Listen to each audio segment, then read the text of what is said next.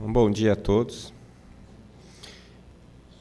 Eu já gostava do Coronel Lobo, agora eu gosto mais ainda, porque descobri que ele é um espírita de verdade mesmo. Porque vocês sabem que o time de futebol mais espírita do Brasil é o Palmeiras.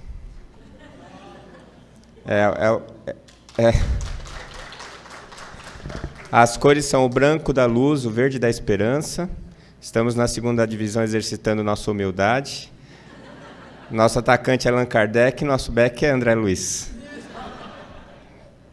Então, vamos usar o verde, né? Bom, nós estamos aqui para fazer uma reflexão com relação ao conceito de saúde. Apesar de nós sermos espíritas e de nós termos esse tom, essa vibração, essa frequência de pensamento nas nossas vidas, no nosso cotidiano, nós ainda estamos atrelados a uma série de conceitos que vêm da sociedade, no qual nós estamos inseridos, e que muitas vezes nos levam a alguns equívocos, inclusive dentro da doutrina. Então, essa discussão ela gira em torno desse conceito de saúde, que a gente vai falar um pouquinho agora. O que é saúde?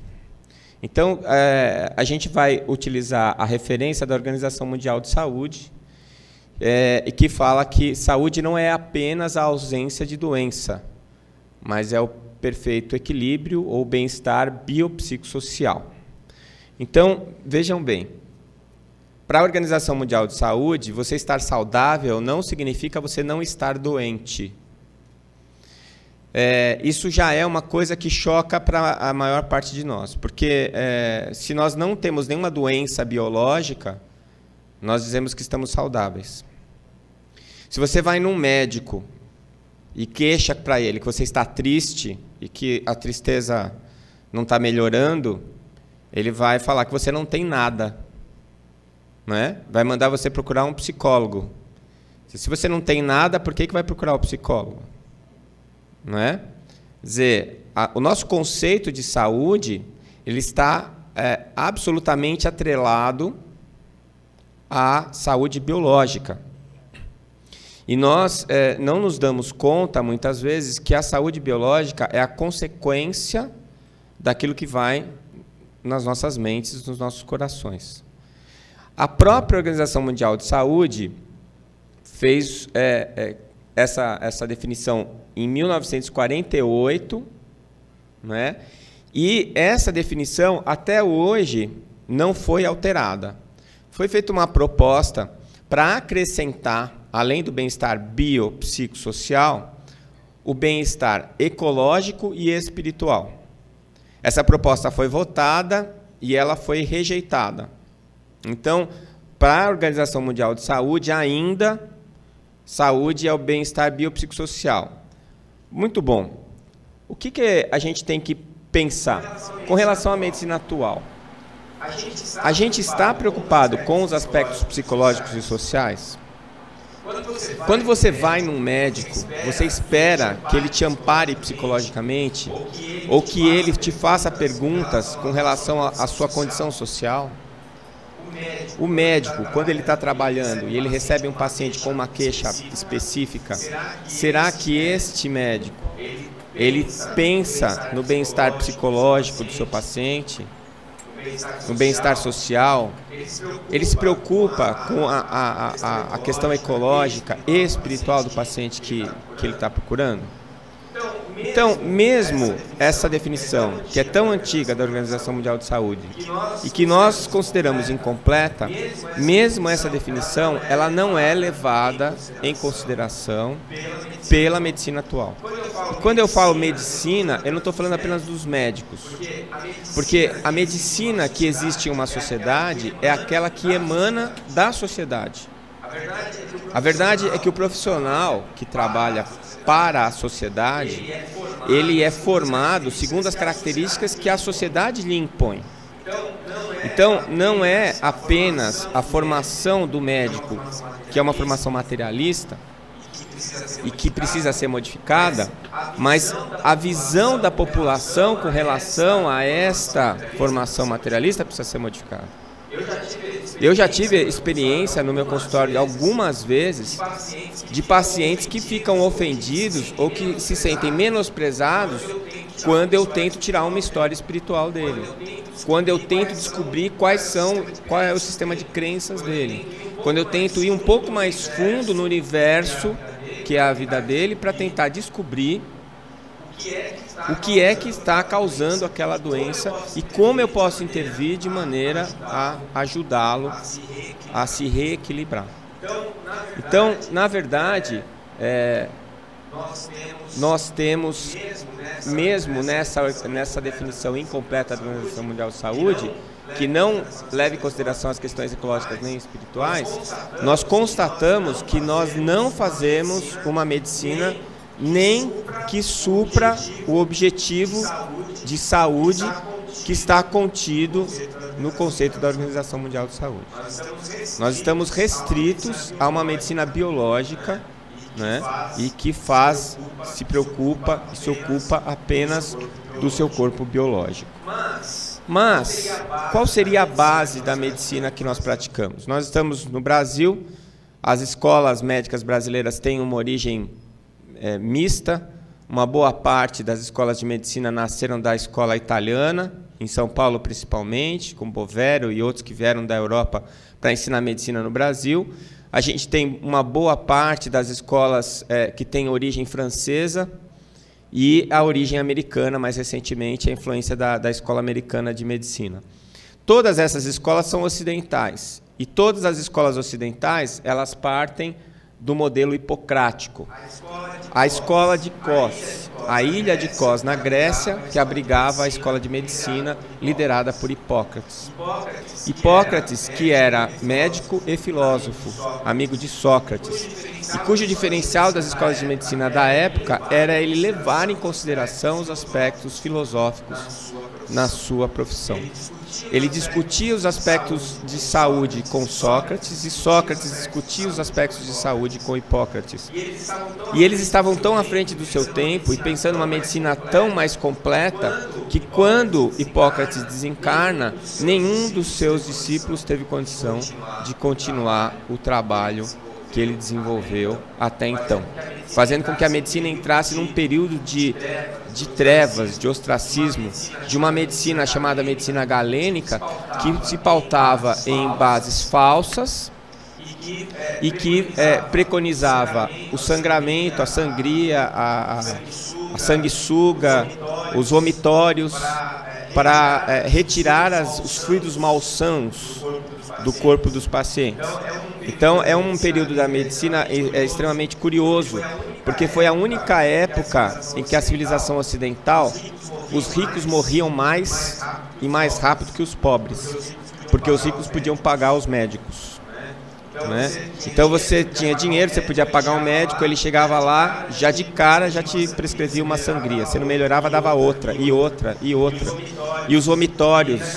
E daqui a pouco você já estava desidratado, anemiado e podia morrer com uma simples gripe, por exemplo, né? Então, esse período todo que precisou ser resgatado quando vieram outros médicos, como Paracelso, por exemplo, como Mesmer, e que vieram fazer renascer uma medicina científica, isso tudo ficou na dependência de um pensamento que foi o pensamento, a pedra fundamental da medicina ocidental, que é o pensamento hipocrático, né? E que ainda hoje, nós médicos, ainda fazemos o juramento de Hipócrates no momento da formatura, né? Muitas vezes vira o juramento de Hipócritas, né? Não de Hipócrates, dependendo do que vai no coração e na cabeça de quem está jurando. Mas que na verdade, uma base bastante sólida e segura, a partir da qual, na minha opinião, nós devemos construir a medicina mais moderna, a medicina atual. Qual era o conceito de saúde para Hipócrates? O conceito de saúde para Hipócrates era dependente de influxos ambientais. Então, ele já começa falando dos aspectos ecológicos. E acho que ninguém aqui tem dúvida de que o ecológico influencia a saúde. Não é? Se você estiver num ambiente insalubre, poluído, se a água que você toma é de má qualidade, se o ar que você respira é um ar contaminado, você não vai ter saúde.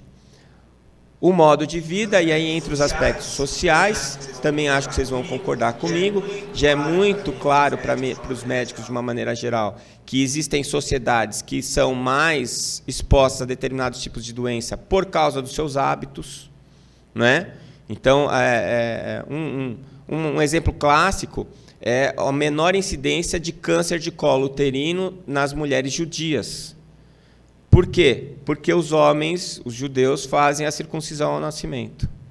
Né? Depois se descobriu a causa, por que o prepúcio no homem aumenta a incidência de câncer de colo de útero na mulher. Mas era um hábito social, a circuncisão, que protegia as mulheres judias de câncer de útero. Né? E assim por diante, hábitos alimentares, hábitos de vida, que muitas vezes são determinados pela religião, pela cultura, né, daquele determinado povo ou daquela determinada região. Então, a mesma coisa, os aspectos sociais são fundamentais. E hoje, o que eu penso, quando eu penso em aspectos sociais, é o suporte às pessoas, né, com relação ao atendimento, não só dos serviços de saúde, mas também da previdência, da educação, da alimentação. Né? Então, uma família que mora num local que não tem água encanada, que não tem esgoto, que não tem um posto de saúde próximo, né? Uma criança que não tem escola para ir, principalmente nos primeiros anos da sua formação. Então, ela vai ter o seu estado de saúde prejudicado naquele momento e futuramente por conta da própria ignorância. Os componentes da natureza humana, e aí ele divide em humores e paixões. Os humores é a palavra que se relaciona aos hormônios, e é aqui só que ele se refere ao aspecto biológico. Então, o aspecto biológico seria um subitem dos aspectos que ele considera principais para a saúde. E as paixões, que seria a relação mente-corpo, que é onde entra o aspecto espiritual. Ninguém aqui tem dúvida, eu imagino, que a maneira como nós estamos emocionalmente influencia diretamente os nossos aspectos físicos. Como vai a nossa saúde, como está indo o funcionamento dos nossos órgãos, nosso equilíbrio fisiológico. Quando nós estamos tristes, angustiados, nós adoecemos. Quando nós estamos preocupados, nossa imunidade diminui e nós estamos mais sujeitos às infecções. E assim por diante. Então, Hipócrates tinha essa visão do homem como um ser integral. Né? Uma visão que nós ainda estamos desenvolvendo. Porque, como eu disse no começo, apesar de nós sabermos na teoria que isso é verdade, nós estamos muito, muito distantes na prática de fazer esse tipo de medicina. Né? Então, para Hipócrates, a saúde é um equilíbrio.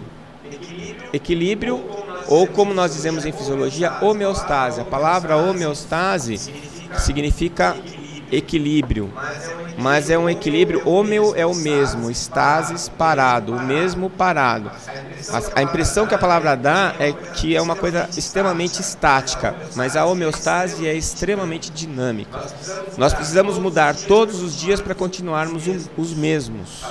As nossas células do corpo mudam, as células da pele se descamam, as células do revestimento gastrointestinal são trocadas. Não é? Nosso sangue a cada 120 dias muda completamente, as hemácias do sangue são modificadas. Existe um trabalho que fez uma avaliação das moléculas, dos átomos que formam o nosso corpo. Em 2 anos, nós já trocamos 80% dos átomos do nosso corpo. Então, quando você está casado há muito tempo, acorda de manhã, olha para o lado e fala assim, não foi com ele com quem eu me casei. Você está certa. Ele já trocou várias vezes, você trocou várias vezes de marido sem perceber. E vice-versa. Né? Isso é um desafio, inclusive, para os materialistas. Quer dizer, se a matéria que compõe o seu corpo é tão transformada, é tão modificada, tão renovada, não pode ser nela que está a sua identidade. Né? Deve existir uma identidade que as organize, não o contrário. Então, esse equilíbrio, essa homeostase, ela é biológica, mental, social, ecológica e espiritual. Aqui seria a definição da Organização Mundial de Saúde, que foi proposta e não foi aceita. E que seria uma definição muito mais próxima da definição de saúde que Hipócrates sugeriu. Né? Quais são as conclusões que eu tiro, então, dessa reflexão a respeito do conceito de saúde? Primeiro, o conceito da Organização Mundial de Saúde está incompleto. Né? Tenho para mim que a própria Organização Mundial de Saúde sabe disso, tanto que fez uma proposta de ampliação do conceito. Segundo, a medicina que nós praticamos está incompleta, porque nós não fazemos uma medicina integral. Nós fazemos uma medicina voltada para o biológico e raras vezes, agora crescendo um pouco mais, os médicos que aceitam as terapias complementares. Né? O conceito transdisciplinar está sendo instalado na medicina e ele é fundamental para fazer uma medicina integral.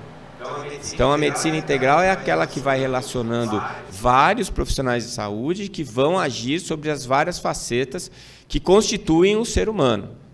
Então, não dá mais para você trabalhar isoladamente. O fisioterapeuta, o psicólogo, o médico, o dentista, o terapeuta ocupacional, assistente social e tantos outros profissionais que juntos formam uma equipe que vai dar uma assistência integral ao seu paciente. E o nosso conceito de saúde e doença também está incompleto. Não só o conceito da OMS, mesmo que nós colocarmos mais a extensão para o ecológico e espiritual, ainda assim o nosso conceito de saúde estaria incompleto. O que é que está faltando? O que é que a gente precisa para fazer essa modificação, para alterar este conceito, esse consenso social de saúde? É uma mudança de paradigma. Nós estamos vivendo essa mudança de paradigma. O planeta está vivendo essa mudança de paradigma. Muitas pessoas não se dão conta disso. Muitas pessoas não aceitam isso. Mas está acontecendo. Quer você queira, quer não. Então, você pode não acreditar em alguma coisa. Mas se ela for verdade, você acreditando ou não, ela vai continuar sendo verdade. Então, você vai passar e a verdade vai ficar. O que está acontecendo hoje é isso. Se você fizer um levantamento do número de artigos científicos publicados num banco de dados de medicina, você vai perceber que cada vez mais, cada dia mais, os cientistas estão estudando os aspectos espirituais que influenciam a vida das pessoas, a sua saúde e as suas relações. Então, isso está acontecendo por quê? Porque estamos maduros para isso. Porque o paradigma materialista está se esgotando. Mas eu pergunto, o que é paradigma? Eu mesmo usei essa palavra por muitos anos, sem nunca ter ido olhar no dicionário e sem saber direito o que ela significava. E aí eu resolvi procurar e trouxe para vocês o conceito de Thomas Kuhn, que é considerado hoje o epistemologista mais completo e mais importante do nosso planeta. E no livro, A Estrutura Científica, a Revolução das Estruturas Científicas, ele define paradigma assim. Paradigmas são realizações científicas universalmente reconhecidas que, durante algum tempo, por isso eu grifei, fornecem problemas e soluções modelares para a continuidade de praticantes de uma determinada ciência. Ou seja, o paradigma, para Thomas Kuhn, é um grupo de ideias que é reconhecida pelos praticantes de uma determinada ciência. E ele chama a atenção que este grupo de ideias, que essas realizações e esses conceitos são temporários e que fornecem um modelo de solução. Isso significa dizer que o paradigma é um instrumento de trabalho para determinada área do conhecimento humano, seja científica ou artística. E que este instrumento deve ser utilizado, por quê? Porque ele é consenso entre todos que praticam aquela determinada área. Mas que, por ser uma ferramenta e um instrumento, ele vai se tornar obsoleto com o passar do tempo. Por quê? Porque a própria ciência, a própria arte evolui. E com essa evolução, a ferramenta deixa de ser útil. Ela passa a ser necessário uma atualização da ferramenta. É como o exemplo que eu dou sempre da máquina de escrever. Não é? A máquina de escrever é mais eficiente que o lápis e a caneta? Sim, porque é mais legível. A letra é legível. É uma padronização da letra que todos serão capazes de ler. Mas, hoje em dia, alguém usa a máquina de escrever? Por quê que não? Porque o computador faz a mesma coisa que a máquina de escrever, com muitas vantagens. Não é? Quando eu datilografava um texto e eu tinha errado uma vírgula, eu tinha que voltar lá e ficar mirando para acertar a vírgula de novo, ou quando eu me irritava, eu rasgava a folha e datilografava ela inteira de novo. Aí você ia fazer uma tese de doutorado, de mestrado, naquela época as teses tinham 250, 300 páginas. Você entregava a tese todo feliz para o seu orientador. E aí, em cada página, ele riscava alguma coisa. E você tinha que datilografar as 300 páginas de novo. Né? Hoje em dia, nós não datilografamos, nós digitamos. Dátilos é dedos em grego. E dígitos é dedo em latim. Então, na verdade, a gente só mudou a língua. Né? Mas mudamos a origem da raiz para quê? Para determinar uma atividade que, na verdade, é a mesma atividade, mas com o uso de uma ferramenta mais eficaz, mais eficiente. Né? Então, hoje, máquina de escrever é peça de museu. Né? Então, o que está acontecendo? Está acontecendo que a ferramenta que a gente utilizou durante todo esse tempo é a ferramenta materialista. O combinado era... Espírito não existe? Não. Ninguém nunca falou isso. O combinado era, vamos estudar a matéria? Vamos estudar aquilo que nós podemos ver? Vamos estudar aquilo que nós podemos medir? E todos combinaram, então vamos. Ponto final. Não existe uma guerra entre o materialista e o espiritualista. Existe uma guerra entre as pessoas que não conseguem observar, muitas vezes, o momento em que elas tiveram que se transformar e não se transformaram. O momento em que elas precisaram se adaptar às novas questões e não se adaptaram. Eu costumo usar sempre uma figura de linguagem que me ocorreu num congresso na Alemanha, depois de assistir uma professora da Universidade de Berlim, uma neurofisiologista, falando sobre a consciência.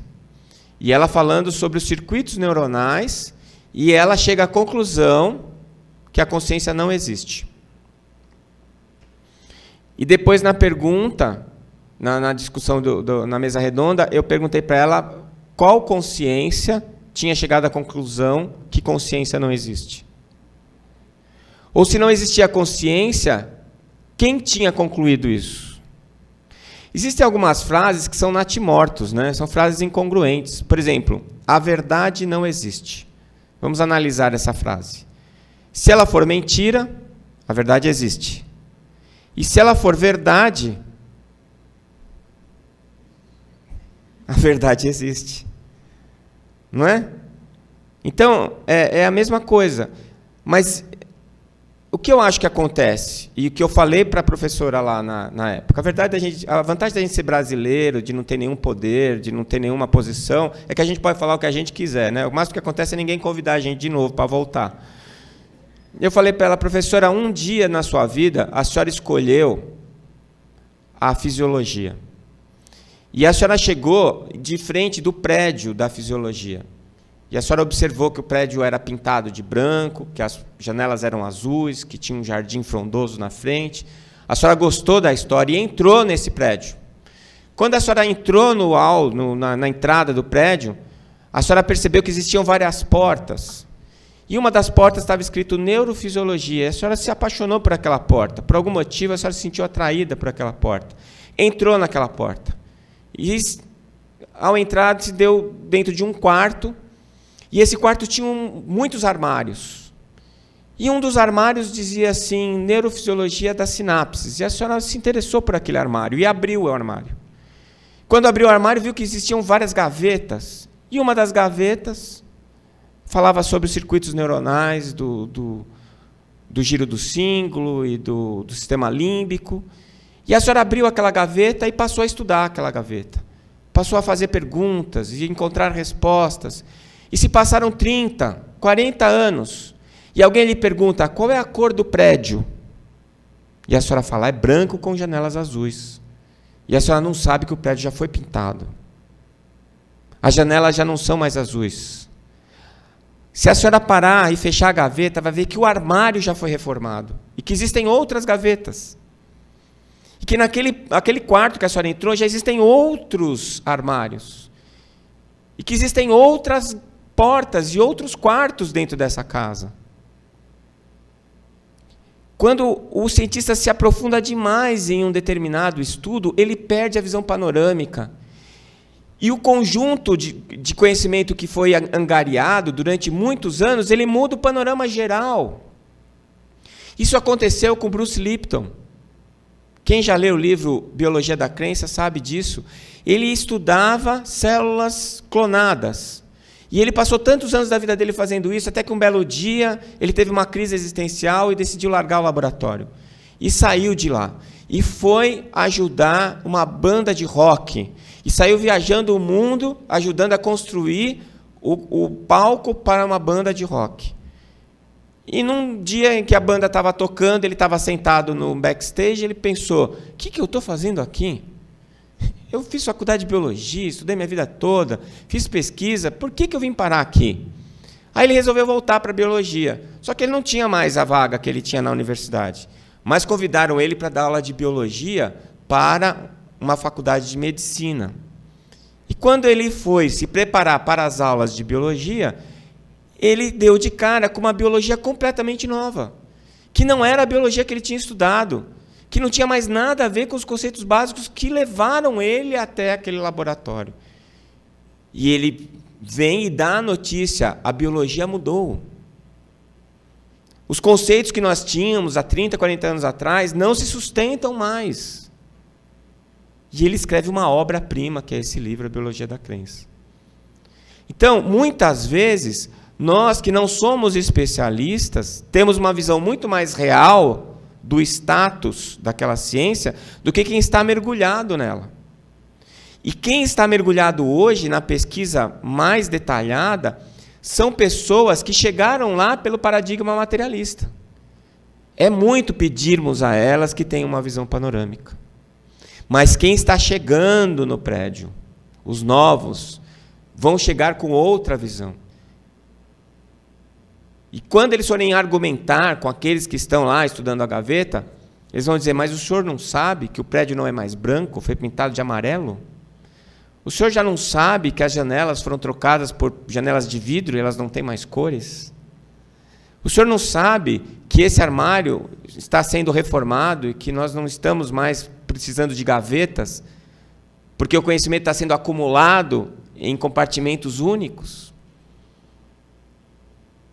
E aí, como disse Ian Stevenson, a ciência evolui na medida dos funerais. Porque esses vão tendo que desencarnar, para os próximos que vêm, vão instalar esse novo paradigma.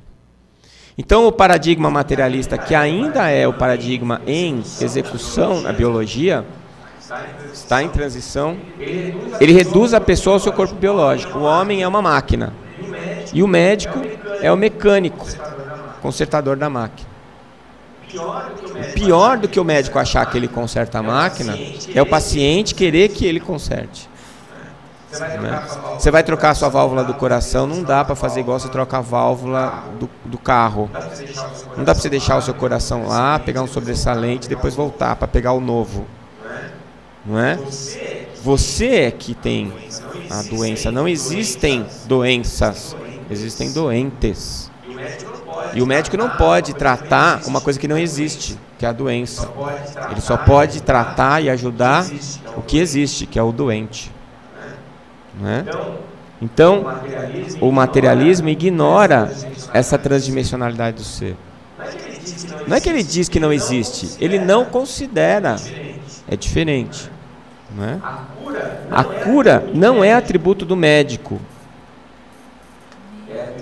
É atributo do paciente. Então não adianta você querer terceirizar a culpa do que você está vivendo. E aí eu respondo a pergunta do Celso de ontem, na minha opinião. Por que será que nós temos tão poucos espíritas? Porque dá trabalho. E olha, vou te dizer, desses 3 milhões aí de espíritas, a gente tem que fazer uma divisão. Tem gente que entrou para o espiritismo, mas quanto será que deixaram o espiritismo entrar dentro deles? Porque tem uma diferença muito grande entre essas duas pessoas. Eu posso entrar para o espiritismo e ainda assim não ser espírita. Eu preciso que o espiritismo entre em mim, porque quando ele entra, ele revoluciona o meu jeito de pensar, o meu jeito de agir, o meu jeito de viver, o meu jeito de falar com as pessoas que estão ao meu redor. Quantos de nós podem dizer que o espiritismo está dentro de mim? Eu não me arrisco. Estou me esforçando, mas ainda não me arrisco. Porque frequentemente me pego fazendo e pensando coisas que não são compatíveis com a doutrina espírita. Frequentemente me pego idealizando coisas que são falsas, que não são verdadeiras, mas que acabam ainda ocupando um espaço principal na minha vida, na minha motivação, na quantidade de energia que eu gasto diariamente. E aquilo que realmente interessa, aquilo que realmente é importante para mim, eu acabo deixando para trás. Então, o que eu mais vejo no consultório, na minha atuação como médico, o que eu mais vejo são pessoas querendo terceirizar a sua dor. Elas vão no consultório para eu resolver o problema delas. Eu não resolvo os meus. Eu estou correndo atrás de resolver os meus problemas. Eu sou gastroenterologista, tenho azia. Eu falo que não pode comer em excesso, eu ensino o paciente como ele tem que comer, e vou lá e como pizza, e tomo Coca-Cola, e saio com azia da... Quem que eu vou responsabilizar? Sou eu mesmo. Então, não adianta você querer fazer medicina enquanto você acha que você é dotado do poder da cura, porque você não é. E não adianta o paciente querer achar um médico que resolva o problema dele, porque não vai resolver. É igual aquela mocinha romântica que está esperando o príncipe encantado que vai fazer ela feliz. Vai virar um esqueletinho embaixo da terra e ele não vai chegar.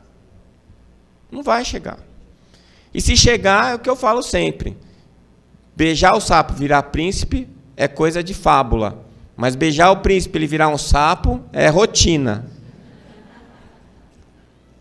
Porque não adianta você buscar o outro para te fazer feliz. É você que é responsável por isso. E o Espiritismo, ele coloca justamente a responsabilidade das nossas vidas nas nossas mãos. E isso é muito ruim. Porque era melhor acreditar no Deus que ia resolver tudo para mim. Acreditar que a prece, eu peço para o santo me ajuda. Ele já está ajudando. Olha, você não precisa nem pedir. O problema é que nós não fazemos a nossa parte. E aí, quando a gente descobre isso, a coisa fica complicada. Eu sempre falo, a melhor e a pior notícia do Espiritismo são a mesma. Você é responsável pela sua vida. Parece ótimo. Agora eu não dependo mais de ninguém, eu posso fazer as minhas coisas. É bom mesmo. O problema é que junto com isso vem a responsabilidade. E aí você não pode reclamar de ninguém.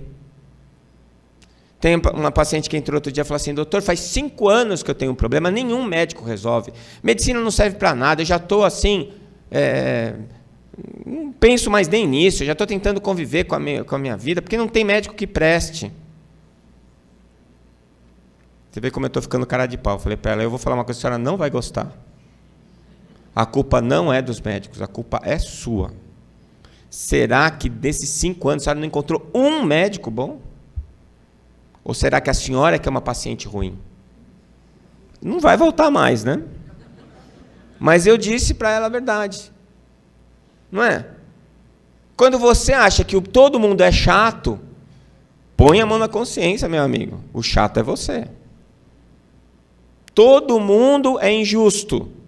É você que é egoísta e acha que o mundo gira em torno do seu umbigo. A perspectiva é sempre nossa. E é essa a alma do Espiritismo. E é isso que eu acho que ele contribui, não só no nossa vida diária, mas dentro da medicina principalmente. Porque eu passo a funcionar não como o que vai curar, mas o que vai ajudar, o que vai informar, o que vai orientar. Por isso que eu acho que a profissão mais próxima da medicina é o magistério. Porque você vai para o médico bom, ele é um educador. Ele vai te falar a maneira como você tem que fazer as coisas para você viver melhor. Mas nós não fazemos a medicina da saúde, nós fazemos a medicina da doença. Quem é que vai no médico se não está doente? Ninguém. Para que eu vou no médico se eu não estou doente? Pois é, se a gente fizesse uma medicina da saúde, a gente teria que ir no médico para não ficar doente. Mas médico é um chato. Ele fala que você não pode fumar, ele fala que você não pode beber, ele fala que você tem que dormir de estômago vazio, né? Que você tem que mastigar bem. Ah, doutor, não dá para mastigar, não. Eu não tenho tempo. Por que você não tem tempo? Ah, eu tenho que correr porque eu tenho muita coisa para fazer. O que você tem para fazer? Ah, eu preciso trabalhar, eu preciso ir aqui, eu preciso ir ali. Então, tá bom. Qual é a sua opção? Pela vida ou pela doença? Pelo amor ou pela dor? Cada um de nós escolhe o seu caminho. O problema é que depois a gente chora as pitangas para o outro. Da responsabilidade daquilo que nós mesmos fizemos. Nós viramos o milênio, entramos na era de Aquários, o mundo não acabou, e todo mundo falando desse novo tempo. Qual foi a mais importante notícia da ciência no último milênio? Dessa ciência materialista.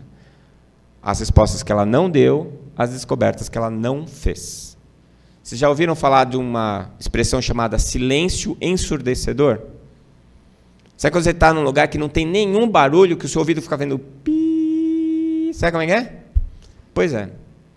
Nós viramos o milênio e a ciência não nos disse o que é vida, a ciência não nos disse de onde vem a nossa consciência, a ciência não nos disse como é que a nossa criatividade se expressa, ela não explicou nada. Explicou um monte de coisa e as perguntas básicas continuam sem ser respondidas. Por quê? Porque a ferramenta que nós usamos serviu para irmos até onde estamos agora. Daqui para frente não dá mais para datilografar, tem que digitar. Daqui para frente a gente tem que usar um paradigma que olhe para outras coisas, que não só a matéria. Então nós precisamos de uma opção. Eu adoro essa foto, mostro sempre. A doutora Marlene fala de uma coisa importante. Ela cita um filósofo, que eu não lembro quem é, que dizia que todas as mudanças importantes da humanidade começam sempre pelas minorias criativas. Não existem movimentos que já nascem nas massas. As massas são a maioria das pessoas que seguem o fluxo. Então, todo mundo está fazendo aquilo daquele jeito porque todo mundo que está do lado dele faz também. São raros aqueles que param para pensar, mas por que eu estou fazendo? Será que é certo? Porque o fato de todo mundo fazer não significa que é certo, não. Todo mundo pode estar fazendo e está errado. O Coronel Lobo citou uma coisa importante aqui. A escravatura já foi moral, mas nunca foi ético. Nunca foi certo. Mas todo mundo que era de bem e tinha dinheiro tinha escravo. E achava tudo que estava bom, era assim mesmo. Eu imagino que daqui uns 10, 15, 20 anos, talvez, vai se falar a mesma coisa do aborto, da eutanásia. Isso que é absurdo. Que povo primitivo matava os seus filhos no útero. Então, a gente precisa ser a minoria criativa. 3 milhões, vamos tirar os que estão no Espiritismo, vamos pegar só os que o Espiritismo está neles, que nós sejamos 1 milhão, nós somos a minoria criativa. E a nossa obrigação é estar na frente, dando o exemplo. Estava falando agora aqui com o pessoal. Nós estamos no Brasil, coração do mundo, pátria do Evangelho. Nós estamos em Campo Grande. Quantos centros espíritas tem na cidade de Campo Grande? 150 quase. Não é isso, pessoal da federação? Menos, 100? 100. Por aí. Quantos espíritas será que tem aqui em Campo Grande? E aí vamos pensar no estado. Pessoal de São Gabriel, pessoal de Dourados, não é? Bom, eu estava assinando os certificados. Assinei 30 certificados. Comecinho do mês passado, no meio do mês passado, eu fui fazer uma palestra em Varsóvia. 80% de católicos. O número de espíritas, quase nenhum, não existem. Tem 2 ou 3 grupos em toda a Polônia. Tinha 30 pessoas lá. Fui fazer uma palestra em Praga. 75% de ateus. 0% de espíritas. Tínhamos 25 pessoas na palestra. Por que aqui em Campo Grande a gente não consegue encher um auditório desse para falar de Jesus, da justiça e da saúde? Uma sexta-feira à noite, um sábado de manhã e de tarde e um domingo pela manhã. Por quê? O que está faltando? Está faltando a minoria criativa, que acha que o espiritismo se resolve em casa, estudando, e no centro espírita fazendo caridade. Isso é a base. Isso é o mínimo. A gente precisa ir além. Se a gente não for além, nada vai acontecer com a sociedade que está ao nosso redor. E nós somos responsáveis por isso, sim. Eu estava em dúvida se eu ia falar isso, porque a gente fica falando, nós vamos falar para pregar para o público errado, tinha que falar para quem ficou em casa. Não. Depois eu cheguei à conclusão que são vocês mesmos que têm que ouvir, porque são vocês a minoria criativa. Aqueles que estão imbuídos da tarefa, que quando deita a cabeça no travesseiro fala, eu tenho alguma coisa para fazer, eu me comprometi lá atrás, e agora eu preciso fazer isso. Não adianta a gente fugir essa responsabilidade, e não adianta a gente ficar pensando, puxa vida, tem a pessoa que vai fazer. Não, a gente tem a presidente da federação, a Túlia, ela resolve isso. Sozinho ninguém faz nada. Não adianta nada a gente, às vezes, tirar dinheiro do bolso para fazer um evento e ninguém aparece. A minha parte eu estou fazendo? Não sei. Mas cadê o resto? Cadê o pessoal que está querendo que o espiritismo entre no seu coração? Onde esse povo está? Porque quando a gente se reúne num congresso, a gente está juntando várias casas espíritas, várias instituições, a gente conversa, a gente troca ideia. As coisas acontecem. A espiritualidade usa a oportunidade para colocar nas nossas cabeças duras as direções que a gente tem que seguir. E a gente fica em casa. Mas tem um casamento, uma festa chata de alguém que você não gosta, você levanta e vai. Se alguém te chama para fazer um trabalho extra, você levanta e vai. O pessoal fala assim, Décio, você fica viajando e vai fazer palestra aqui e ali, quanto que você ganha? Em bônus hora, eu imagino, se for por quilômetro rodado, eu estou bem. Mas não é nem isso que eu quero. O que eu quero é saber, quando eu estou fazendo, é sentir que aquilo que eu estou fazendo está em harmonia com aquilo que eu estou sentindo. Porque está escrito lá dentro. Eu me comprometi. Eu posso não lembrar, mas eu sinto. Gente, quantos de vocês não deitam à noite, fecham os olhos e ficam pensando o quanto que o Espiritismo é importante na vida de vocês? Eu acho que todo mundo que está aqui, porque senão você não estava aqui. Você tinha ficado dormindo. Ou tinha ido para a piscina. Ou preparar o churrasco. Não é uma crítica. É uma sugestão. Não é? Por quê? Porque eu não consigo ver a gente transformando este planeta se a gente não consegue transformar nem as pessoas que estão ao nosso redor. E como é que se transforma? Pelo exemplo. Como disse Rossando Klinger, um psicólogo lá da Paraíba, o exemplo não é a melhor maneira de educar. É a única. E se a gente não faz, não tem como exigir que o outro faça. Por isso que a melhor coisa que aconteceu na minha vida foi o nascimento dos meus filhos. Porque agora não adianta eu falar como é que tem que ser para ser uma boa pessoa. Eu tenho que mostrar para eles como é que é. E aí eles me obrigaram a melhorar. Porque eu quero que eles sejam melhores do que eu. Né? Então, esse é o exemplo que nós precisamos. O exemplo de cada um de nós. Que não vamos cobrar do outro. Você tem que acordar cedo para ir assistir palestra. Não é isso. Mas falar assim, não, eu vou acordar cedo para assistir a palestra porque eu acho isso importante. Porque lá a espiritualidade vai me induzir para um monte de pensamentos. Porque lá eu vou encontrar pessoas que estão interessadas como eu em fazer alguma coisa diferente.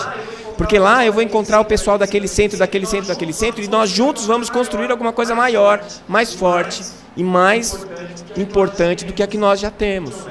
Que não é ruim, mas ainda não é o suficiente.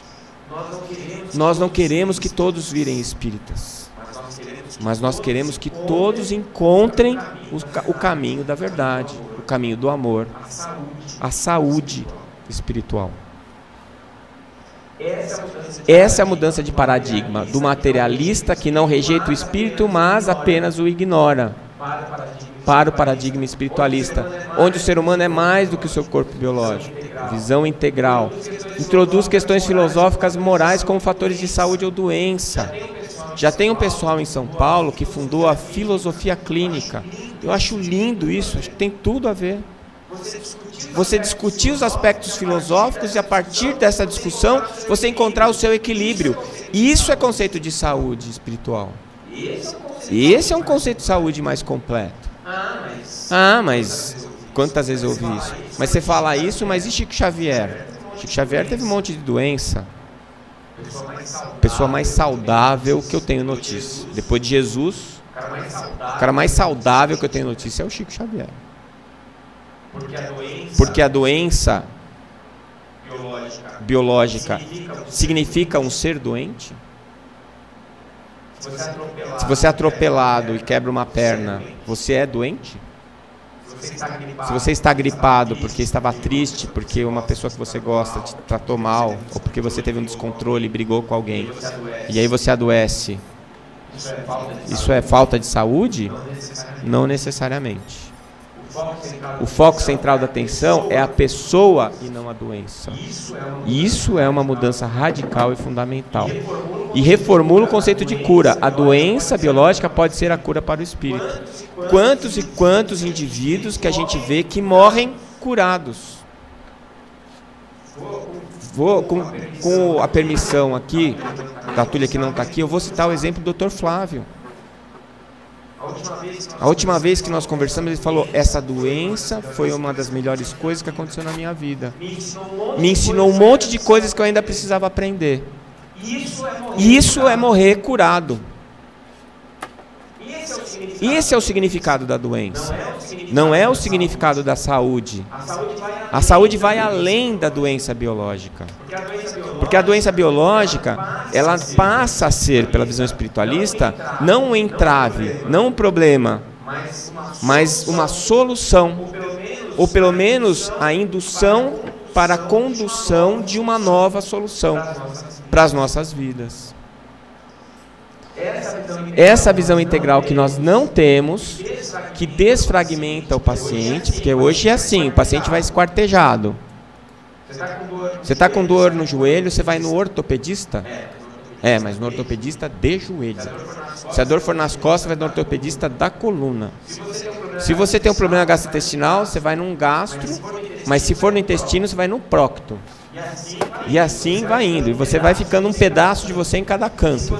E se você está triste ou doente ou angustiado, você vai no psicólogo. Mas se precisar de... você precisa de um psiquiatra. E aí vai aquela fila de médico. Tem uma pacientinha minha que ela tem 10 médicos. E ela fala assim, doutor, eu posso vir aqui quando eu tiver dúvida e não souber para que médico que eu tenho que ir? Porque o senhor pelo menos conversa comigo. Eu falei, pode vir. Pode vir que a gente conversa. Aí eu já me peguei tratando infecção urinária dela.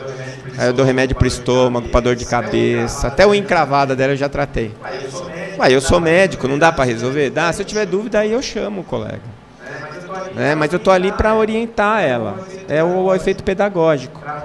Tratar o doente e não a doença. Valorizar os aspectos morais, valorizar os aspectos espirituais. Isso aqui nós ainda vamos chegar lá, porque o que nós estamos hoje conquistando na medicina é a medicina reconheceu que o que o paciente acredita influencia a saúde dele. Mas nós vamos além ainda, porque a psiquiatria vai mudar completamente quando a medicina admitir a mediunidade. E quando colocar a mediunidade como um fator fisiológico, que é... e começar a estudar as doenças que acometem a mediunidade, que é a mediunidade patológica, que nós vamos entrar no que nós espíritas chamamos de obsessão. Vai ser uma revolução na psiquiatria. Nós vamos diminuir radicalmente o número de pessoas nos manicômios. Nós vamos melhorar a qualidade de vida de uma infinidade gigantesca de pessoas que não vão parar no manicômio, mas que vivem tomando remédio porque não sabem o que tem. E o que elas têm é uma influência espiritual por conta da sua mediunidade. Então nós estamos caminhando para essa direção. E a aplicação do conceito de saúde da Organização Mundial de Saúde estendida e ainda mais. A espiritualização. Não adianta a espiritualização só do paciente, porque o paciente é espiritualizado. Precisa a espiritualização do médico. Então o médico tem que ser espírita? Não. Ele tem que admitir a existência do espírito dentro das suas condições e do seu sistema de crenças. Então aceitar a noção intrínseca da transcendência, que isso aqui a ciência vai nos levar para isso, eu não tenho a menor dúvida. Afastar os dogmas religiosos, racionalizar a fé, porque a fé é aquilo que você sabe que é verdade e você pode se enganar. Então, para você não se enganar, você tem que discutir os conceitos. Você precisa pôr à prova esses conceitos, com a sua experiência, com a sua vida. Então, você vai receber as influências na leitura, na palestra. O Coronel Lobo falou sobre isso aqui. Mas aquilo que vai ficar no seu coração, que é a verdade, é a sua fé que vai sendo construída a cada passo, a cada conquista. É unir a ciência e a espiritualidade. Esse é o novo paradigma. É atrás disso que nós estamos. Então, diante desse novo paradigma, nós precisamos de uma nova definição de saúde. Então, como eu disse anteriormente para vocês, eu acho que nem a definição estendida da OMS é completa. Por quê? Porque, e se eu não tiver um bem-estar físico, será que eu não tenho saúde? E essas pessoas que têm doenças degenerativas e são saudáveis? Eu estava conversando sobre isso com um reumatologista outro dia. E eu não sou reumatologista, mas eu gosto de observar as pessoas. E eu notei uma coisa. Os pacientes que têm fibromialgia, geralmente são pacientes que sofrem muito, são bastante perturbados, são melancólicos, tristes. E aí você pega um paciente que tem artrite reumatoide, que traz uma dor lancinante, uma deformidade importante no corpo, geralmente eles são serenos, são tranquilos, entram sorrindo no consultório. A etiologia da doença está com certeza envolvida nisso. Eu não sei explicar, mas eu falei isso para uma reumatologista Recentemente ela falou assim, olha, você tem razão. Eu não tinha prestado atenção nisso, mas é verdade. E eu não sou nem reumatologista nem nada. Quando chega uma paciente reclamando de fibromialgia, eu falo assim, você dá passe? Você cuida de alguém? Dá banho em criança? Cuida de um idoso? Vai que vai melhorar. E melhora mesmo. É excesso de energia represada. Não é? Em vez de você ficar na cama chorando a dor, haja. Não é? Vai doar energia. E melhora.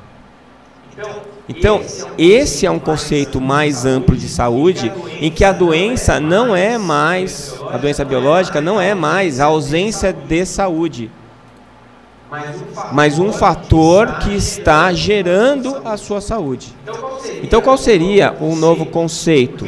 O redimensionamento do conceito de saúde, segundo essa nossa noção de transcendência, é o conceito trazido por Emmanuel. Saúde é a perfeita harmonia da alma. Se eu estiver em perfeita harmonia na minha alma, eu sou saudável. Pouco importa o que está acontecendo ao meu redor. Pouco importa se o meu corpo é limitado ou não. A constituição física de Chico Xavier, qual médico que ia apostar que aquele homem ia viver o que viveu, trabalhando madrugadas sem fim, se alimentando mal, dormindo pouco e trabalhando ao ponto de sangrar os seus lábios, de beijar as mãos das pessoas que o procuravam, de ficar até 4, 5 horas da manhã psicografando. Gente, quem é de nós que conseguiria fazer um mês isso que Chico fez 95 anos? E alguém vem dizer que ele não é saudável? Será que nós somos saudáveis? O nosso corpo biológico acusa muitas das nossas dificuldades. Mas quando ele acusa, isso tem que nos servir de motivo de modificação, de transformação. Porque a verdadeira saúde é a perfeita harmonia da alma. Estamos nos tratando quando vamos no centro espírita, não tomar o passe, mas ouvir a palestra. Mesmo que o orador seja ruim, a palestra é útil. Porque quando ele fala, ele pode chegar e falar um monte de bobagem. E você vai refletir e falar, isso é bobagem, isso não é, isso é bobagem. Isso não é. Quando eu me dei conta disso é que eu comecei a ficar mais à vontade como orador. Porque eu ficava desesperado. Depois que eu descobri que falando bem ou falando mal, a espiritualidade dá um jeito de aproveitar o que você faz, aí eu relaxei. Eu falei, não, vamos lá. Não é? Mas, às vezes, você vê coisas como, por exemplo, você chegar num centro espírita e as pessoas conversando, enquanto o palestrante está fazendo a palestra. E aí vai levantando para tomar o passe e está todo mundo ignorando o palestrante. Está ignorando o palestrante, ele às vezes está sintonizado com a espiritualidade e ninguém está aproveitando aquela sintonia. O passe muda a sua aura, muda a sua psicosfera? Claro que muda, mas é só superficialmente. Se a indução não vier de dentro, na primeira poça de água que você pisar, no primeiro palavrão que você falar, no primeiro desbaltério que você ouvir, já foi tudo embora. Aquela harmonização que você recebeu vira uma casca. E aí tudo muda. Agora, se você vem de dentro para fora, se você sai coçando a cabeça com a palestra, fala assim, será que o que ele falou é verdade? Será que eu preciso mudar alguma coisa? Aí você está em processo de cura. E não foi o palestrante que te curou, não. Ele te lembrou que você precisa fazer. Ele te lembrou aonde é que você precisa se transformar. E aí sim, a cura é o restabelecimento do equilíbrio da alma. Por isso que a gente morre curado.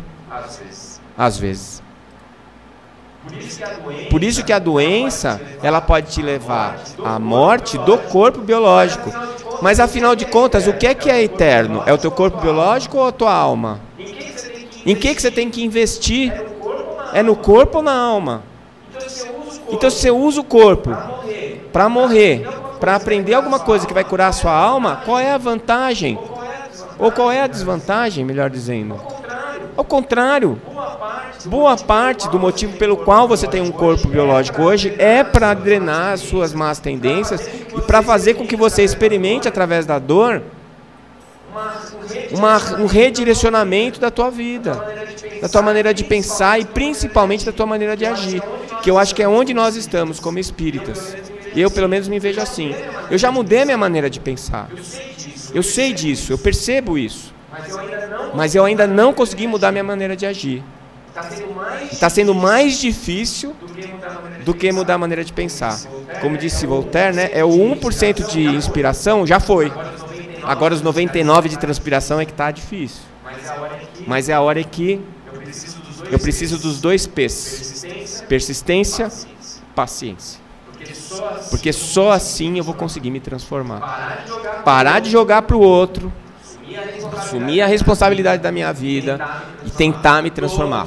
Todo santo dia. Na hora que eu levanto e faço minha prece. Olha, tomara que eu acerte mais hoje do que ele.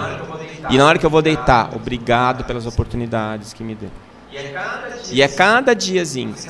A sensação que eu tenho é que eu vou dormir igualzinho quando eu acordei. Às vezes eu tenho a sensação que eu fui dormir pior. Eu só não acho que é porque Kardec falou que não dá para piorar. A gente só melhora. Mas às vezes a gente descobre que algumas coisas que a gente achou que era bom, a gente descobre que não era.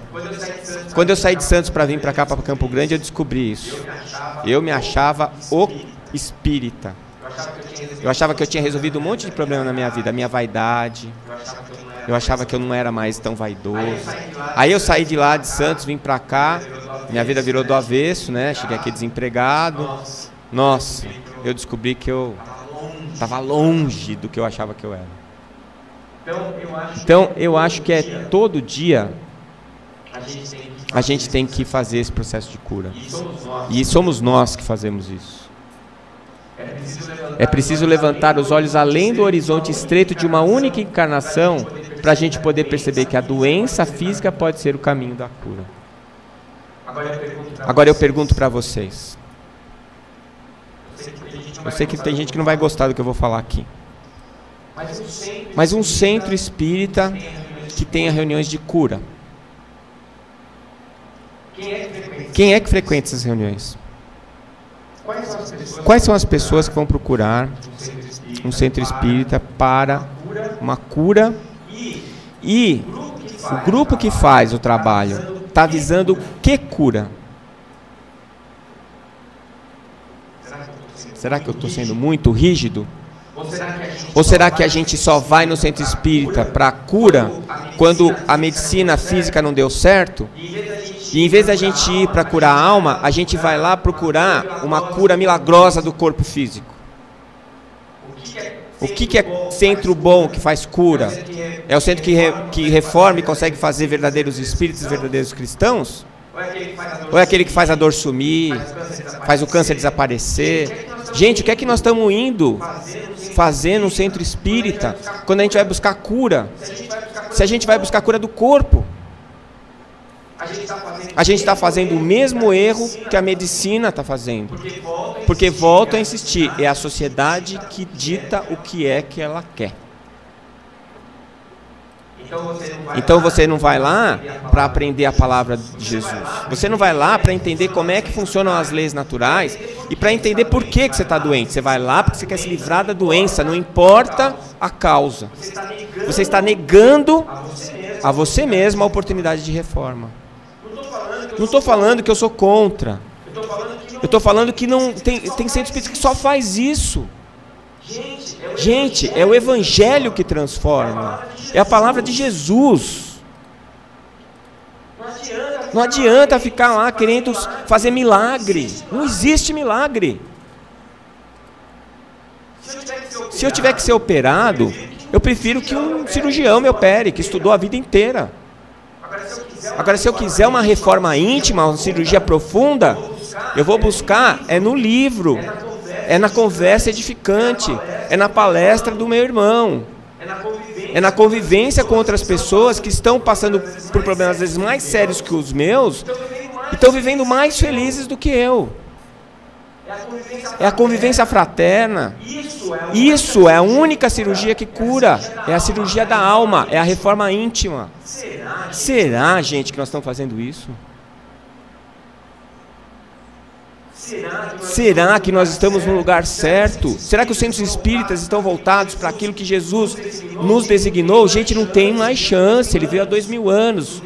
Não deu certo. Ele mandou Francisco de Assis. Não deu certo. Ele mandou a reforma. Não deu certo. Agora, gente, é o Espiritismo. O que é que nós vamos fazer com isso? E Ele colocou nas nossas mãos. Porque nós encarnamos no Brasil. E nós somos espíritas. Está na nossa mão. Nós somos responsáveis. O que é que nós estamos fazendo? O passe virou a hóstia virou o passe. O inferno virou umbral. O demônio é o obsessor. O exorcismo é a desobsessão. Pessoal. Eu não era nada disso que eu tinha preparado, viu? E tem alguém bem bravo aqui do meu lado, vocês me desculpem. Então, adoecer não é punição, doença não é castigo, é oportunidade. Toda medicina honesta é serviço de amor, atividade de socorro justo, mas o trabalho de cura é peculiar a cada espírito. André Luiz. Quando Jesus conseguia a reversão, quando a presença dele revertia a doença naqueles que cruzavam o seu caminho, e as pessoas se colocavam aos pés dele para agradecer, ele falava assim: a tua fé te curou. Não fui eu que te curei, foi a tua fé. Se Jesus não curava, eu vou curar? A tua fé te curou. Eu acho que essa frase diz absolutamente tudo. E reforça tudo que o Espiritismo tem nos dito. Porque nós somos os responsáveis por nossas vidas. O livre-arbítrio, ele é nosso na medida em que temos consciência. E a amplitude da consciência amplia o livre-arbítrio e, na mesma proporção, amplia a responsabilidade. Somos responsáveis por aquilo que fazemos. A cada um segundo suas obras, como foi dito aqui tantas vezes. Pois é. Quem vai te julgar, na minha opinião, é a lei que está escrita na sua consciência. A lei de Deus. É você. E se você for um julgador severo, você vai ser julgado com severidade. Não porque vão escolher um juiz severo para você. É porque você vai ser o juiz. E se você foi severo com os outros, você vai ser severo com você mesmo. Aprender a perdoar o outro não é caridade, é sobrevivência sua. É você fazer a profilaxia do seu bem-estar. Porque se você não aprender a perdoar, você não vai se perdoar. E a culpa é que te vai martirizar. Seja qual for o plano espiritual em que a tua consciência te levar. Muito obrigado.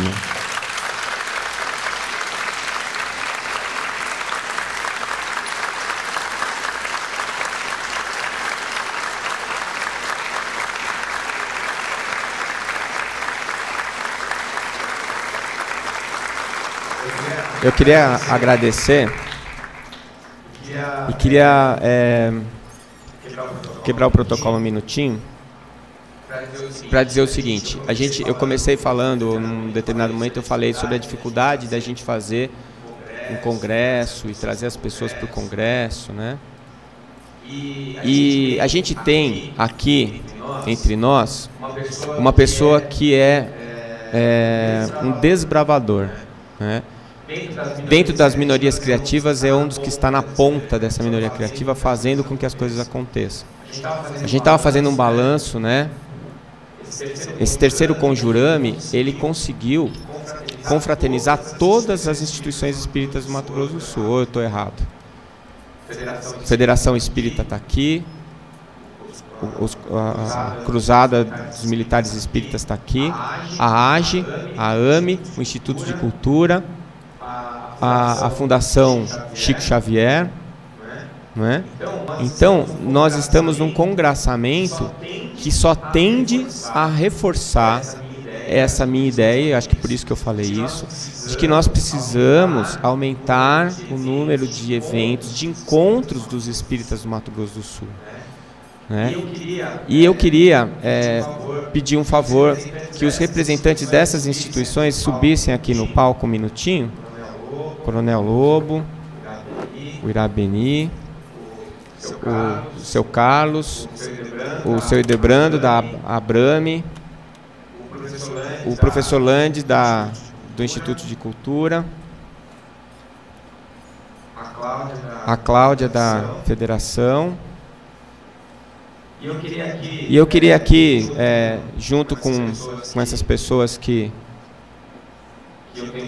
eu tenho muita gratidão, até porque me acolheram aqui como espírita, depois que eu mudei para o Mato Grosso do Sul, fazer a nossa homenagem a essa pessoa que é um desbravador, que é uma pessoa que tem um potencial de trabalho gigantesco e que tem nos levado a essa realização, e acho que vai ficar marcado na história do movimento espírita Mato Grosso do Sul. Infelizmente para nós, felizmente para os cariocas, o nosso querido Irabeni está se transferindo para o Rio de Janeiro. E essa é a maneira que nós, das especializadas e a Federação Espírita, encontramos de homenagear esse nosso irmão e trabalhador que é o Irabeni, e eu pediria a vocês uma salva de palmas para ele.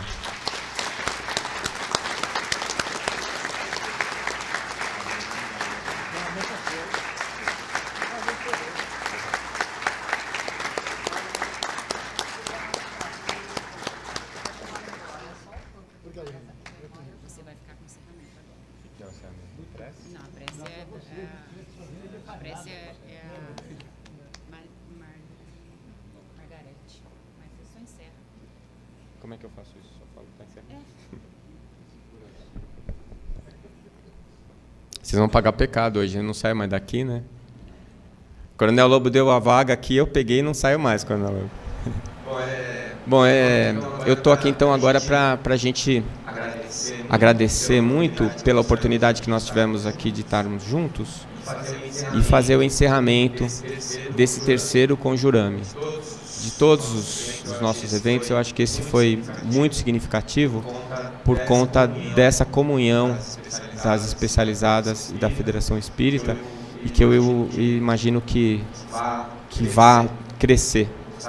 Eu gostaria muito que crescesse, e eu vou aqui publicamente me comprometo a fazer o meu esforço que tiver ao meu alcance para que isso se fortaleça e que cada vez mais a gente consiga estar juntos, pelo menos de vez em quando, né? Uma vez a cada 2 anos, uma vez por ano, para comungarmos as nossas experiências como espíritas nos diversos lugares em que nós estamos trabalhando, né?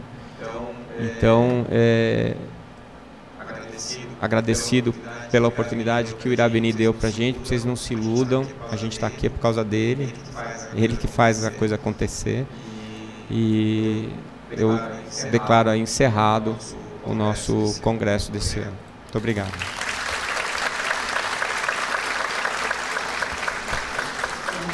Convidamos nossa companheira Margarete Oliveira Gonçalves, do Grupo Espírita Allan Kardec, da cidade de São Gabriel do Oeste, para fazer a prece de encerramento.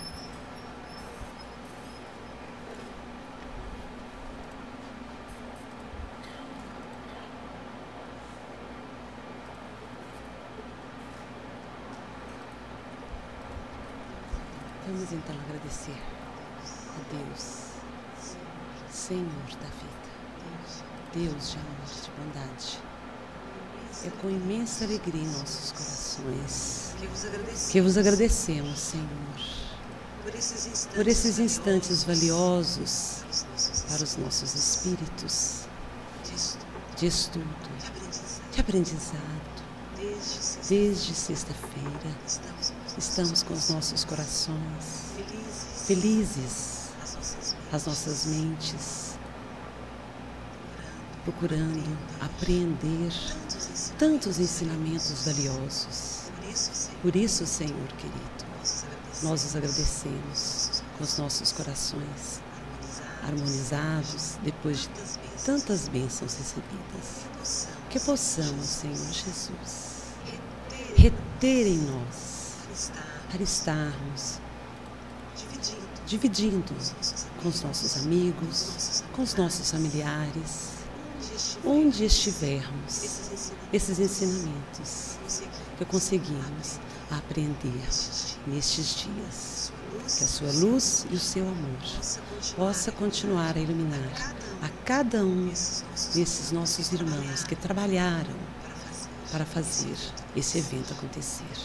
Obrigada a Deus, nosso Pai, a Jesus, nosso querido Mestre, e que nos envolva em muita luz e paz no retorno aos nossos lares. Que assim seja.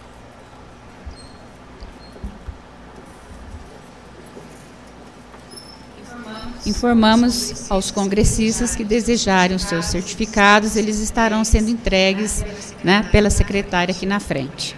Obrigada.